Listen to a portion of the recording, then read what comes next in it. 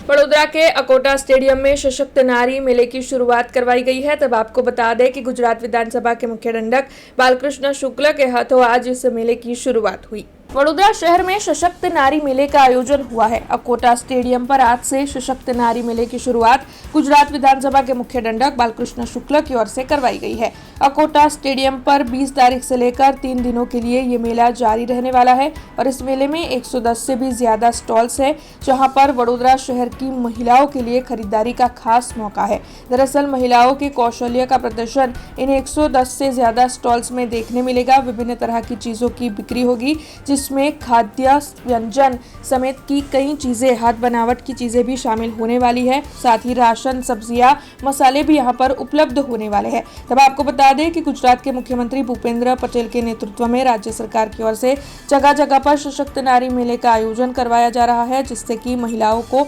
आत्मनिर्भरता मिल सके। इसी आशय के साथ वडोदरा में भी सशक्त नारी मेले की शुरुआत हुई है।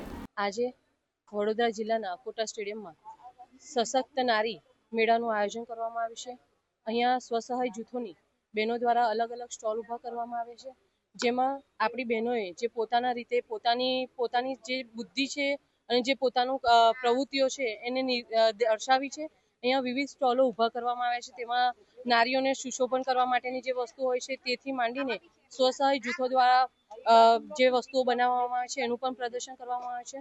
આજે નારી પોતાના ઘરનું પણ નેતૃત્વ કરી રહી છે અને પોતાને પણ પગભર કરી રહી છે, તે બદલ હું સરકારશ્રીની પણ ખૂબ ખૂબ આભારી છું કે તમે આવી રીતના સશક્ત નારી મેળા જેવા વડોદરા જિલ્લામાં એવી રીતના ગુજરાત રાજ્યના તમામ જિલ્લાઓમાં આવા મેળાનું આયોજન કરવામાં આવ્યું છે, તે બદલ હું સરકારશ્રીની પણ ખૂબ ખૂબ આભારી છું। ભારત માતા કી જય। 11મી તારીખથી લઈને 23 તારીખ સુધીમાં આખા ગુજરાતના તમામ જિલ્લાઓમાં સશક્ત નારી મેળાઓનું આયોજન કરવામાં આવ્યું છે। આ પ્રકારનું આયોજન ગયા વર્ષે પણ કરવામાં આવ્યું છે।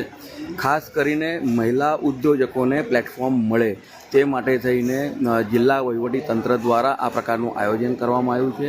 આ વખતના આયોજનમાં તો અલગ અલગ સંસ્થાઓ છે જ, તેની સાથે સાથે સેન્ટ્રલ જેલનો પણ એક સ્ટોલ છે અને બીજા પણ એવા સ્ટોલ છે કે દિવ્યાંગોના પણ સ્ટોલ છે અને આ તમામ સ્ટોલ જિલ્લા વહીવટી તંત્ર તરફથી જે પણ આ જેમની દુકાનો છે, જેમને સ્ટોલ રાખેલા છે, એ બધાની પાસેથી એક પણ રૂપિયો સરકાર લેતી નથી અને તેની સાથે સાથે તેમનું જે આખું પ્રમોશન થઈ રહ્યું છે તેના પણ કોઈ પૈસા નથી લેતા અને પછી પણ કોઈ પ્રકારનું કમિશન લેવામાં આવતું નથી।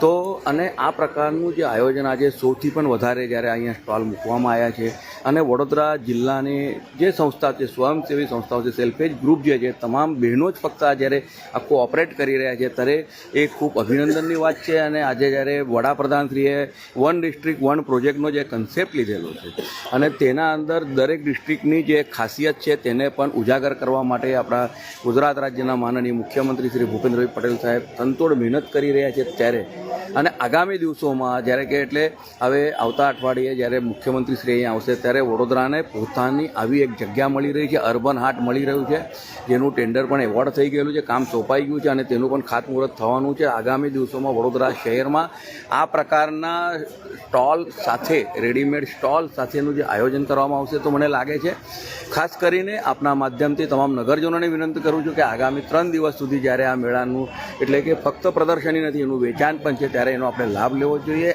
हमसे जुड़े रहने के लिए हमारे YouTube चैनल को सब्सक्राइब करें और नई वीडियो की नोटिफिकेशन के लिए बेल आइकॉन को दबाएं।